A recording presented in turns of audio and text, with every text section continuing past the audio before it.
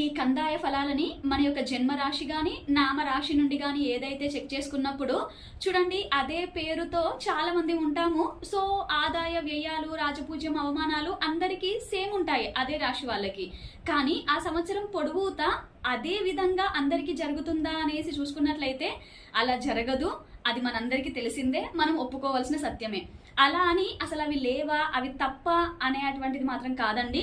అవి ఉన్నాయి. ఏది నిప్పు లేనిదే పొగ రాదు. దాని యొక్క పాత్ర కొంతవరకు ఉంది కాబట్టి అవి బయటకు వచ్చినాయి. కానీ పూర్తిగా అదే నిజం అనేది మాత్రం కాదు. సో దీనిని చెక్ చేసుకునేటువంటి విధానంలో ముఖ్యంగా మీ జన్మ లగ్నము అంటే మీ వ్యక్తిగత జాతకం ఏదైతే ఉందో ఆ జన్మ జాతకాన్ని పక్కన పెట్టుకోండి.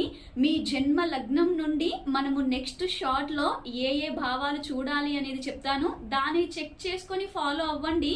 మనకి అందులో అక్యురేట్ ఫలితాలు వస్తాయి అని అర్థం. ఓకే.